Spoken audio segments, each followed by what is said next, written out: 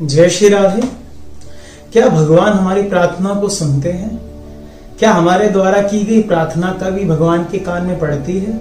ऐसे अनेक प्रश्न हम सब लोगों के मन में आते हैं। आज उन्हीं प्रश्नों का जवाब देते हुए एक प्रसंग, एक कथा हम आपको श्रवण कराएंगे। 4 ढेरियां रेत की। एक राज्य में एक राजा रहा करता था। उसके पास सब प्रकार का वैभव था, धन संपत्ति, किसी प्रकार की कोई कमी नहीं थी। बस कमी थी तो किस बात की? एक संतान की, जो आगे चलकर उसके कुल को चला सके, उस राज्य का कोई उत्तराधिकारी बन सके। बस राजा के पास एकमात्र ही कमी थी। राजा ने अनेक प्रकार के उपचार कराए, सब प्रकार की विधि जो पंडितों के द्वारा, ब्राह्मणों के द्वारा, मंत्रियों के द्वारा, सबके द्वारा बताई गई, सबको कार्यान्वित किया, लेकिन उसके बाद भी उसके यहाँ कोई संतान नहीं हुई। तो राजा ने सोचा अब काम सीधा तो हो नहीं रहा है, क्यों ना एक काम करे, तांत्रिकों से कोई उपाय लिया जाए। वह राजा ने तांत्रिकों के पास गया और उसने तांत्रिकों से कहा कि तुम मुझे कोई ऐसा उपाय बताओ कि जिससे मुझे मेरा उत्तराधिकारी प्राप्त हो सके। तो उन तांत्रिकों ने कहा, महाराज हमें थोड़ा समय दीजिए, आप कल आइएगा, कल हम आपको इसका उपाय बताएंगे। अब राजा जब अगले दिन गया तो तांत्रिकों ने कहा, महाराज अगर आपको एक सुंदर स्वस्थ ऐसा बालक चाहिए जो आगे चलकर आपके राज्य का उत्तराधिकारी बन सके, तो आप अपने राज्य में से किसी एक बालक की बलि दिलवा दीजिए। तांत्रिक तो भैया काम ही ऐसा करते हैं। तो राजा ने सुना कि भाई बालक की बलि दिलवानी पड़ेगी।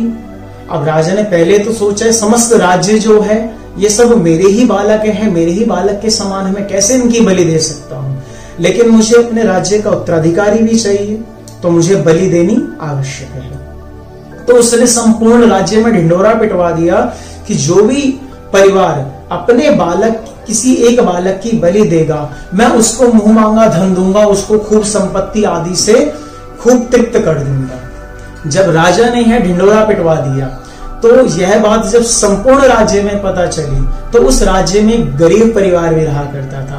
उस परिवार में 4-5 बालक थे और वह हर प्रकार से विपन्न था, उसके पास धन का बड़ा अभाव था।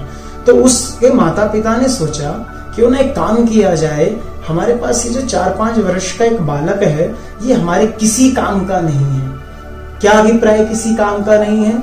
जब देखो सुबह शाम ही मंदिर में जाके बैठ जाता है तो बालक, लेकिन किसी प्रकार की कोई चंचलता नहीं है। जब भी राज्य में कोई साधु महात्मा आते हैं उनके पास चला जाता है, वहां उनकी सेवा करता है तो 4-5 वर्ष का ही, लेकिन बुद्धि केवल किसमें लगती है इसकी? केवल भक्ति में। और जो भैया भक्ति करता है ना, वह बाकी सबको पागल ही दिखता है। तो माता पिता ने सोचा ये बालक पागल है, इसको हमारे से कुछ लेना देना नहीं, ना ये पढ़ाई लिखाई करता है, पूरे दिन केवल क्या भक्ति भजन में लगा रहता है, तो ये हमारे किसी काम का नहीं है। एक काम करते हैं, इसको राजा को दे देते हैं। तो राजा को ले जाके उस बालक को दे दिया गया। अब उस बालक से पूछा गया कि भैया तेरी बलि चढ़ाई जाएगी, तेरी कोई अंतिम इच्छा है तो तू बता सकता है, हम तेरी उस इच्छा को पूर्ण करेंगे। तो उस बालक ने कही कि आप एक काम करो, मुझे थोड़ी सी रेत मंगवा दो। तो राजा ने आदेश दिया, वहां पर रेत मंगवाई गई। उस बालक ने क्या किया, उस रेत की 4 ढेरियां बनाकर रख दी। पहली ढेरी के आगे गया, उसने लात मार के उस ढेरी को गिरा दिया। फिर दूसरी ढेरी के आगे गया, उसको भी लात मारकर गिरा दिया। फिर तीसरी ढेरी के आगे गया, उसको भी लात मार के गिरा दिया। फिर जो चौथी ढेरी थी उसके आगे बैठ गया और हाथ जोड़ के प्रार्थना करने लगा। अब वहां जितने तांत्रिक थे, राजा थे, वो सब भी डर गए कि भैया हो ना हो ये कहीं बालक तो तांत्रिक नहीं है, किसने रेत की ढेरियों में लात मार के गिरा दी। अब सबके मन में प्रश्न उठने लगा। तो राजा ने उस बालक से पूछा, तुमने जो 4 ढेरियां बनाई, 3 को तुमने गिरा दिया और चौथी के सामने बैठ के प्रार्थना कर रहे हो, इसका अभिप्राय क्या है, थोड़ा हमें समझाओ तो सही। तो वह बालक बोलता है, यह जो पहली ढेरी थी ये मेरे माता पिता के लिए थी। माता पिता का कर्तव्य होता है बालक का पालन पोषण करना और उसे इस लायक बनाना कि वह अपने जीवन को सुचारू रूप से उसका निर्वाह कर सके, लेकिन मेरे माता पिता ने ऐसा कार्य नहीं किया, इसलिए मैंने लात मारकर पहली ढेरी को तोड़ दिया। यह जो दूसरी ढेरी है ये उन सगे संबंधियों के लिए है जिन्होंने जब मेरे पिताजी मेरी माताजी मुझे यहाँ ला रहे थे तो उन्होंने उनको समझाया नहीं। कहने को तो मेरे सगे संबंधी थे, अगर मेरे माता पिता मेरा पालन पोषण ना कर पा रहे थे तो उनका कर्तव्य था कि वह मेरा पालन पोषण करे, लेकिन उन्होंने भी ऐसा नहीं किया। इसलिए मैंने लात मारकर ये दूसरे ढेरी को तोड़ दिया। यह जो तीसरी ढेरी है राजन, यह आपके लिए है।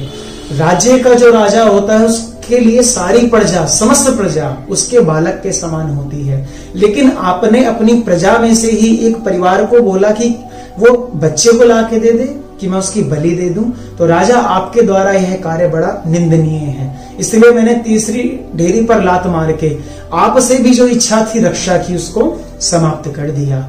और अब आप जो ये चौथी ढेरी देख रहे हैं, ये ढेरी मेरी प्रभु की है। अब मैं अपने प्रभु की ही प्रार्थना कर रहा हूं।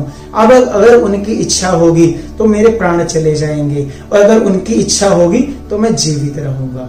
जैसे ही उस छोटे से बालक के मुख से राजा ने इन बातों को श्रवण किया तो यह बातें उसके हृदय को छू गई। राजा ने सोचा कि मैं चाहता था मेरा बालक सुंदर हो, समझदार हो, जो मेरे राज्य का उत्तराधिकारी बन सके। अब इसके माता पिता द्वारा तो इस बालक को दे दिया गया है, तो क्यों ना मैं इस बालक को ही उत्तराधिकारी बना लूं। भक्ति भी करता है, समझदार भी बहुत है, अभी छोटा सा है, लेकिन सब बातों को व्यवस्थित रूप से जानता है, तो क्यों ना मैं इसी को अपना उत्तराधिकारी बना दूं। तो उस समय राजा ने सबके सामने यह घोषणा कर दी कि इस बालक को मैं गोद लेता हूं और आज से इसको अपना उत्तराधिकारी घोषित करता हूं।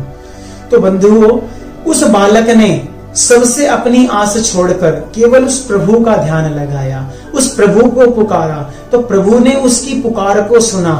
कुछ क्षण पहले जिस बालक की मृत्यु होने वाली थी, जो बलि चढ़ने वाला था, उस बालक को उस राज्य का उत्तराधिकारी घोषित कर दिया।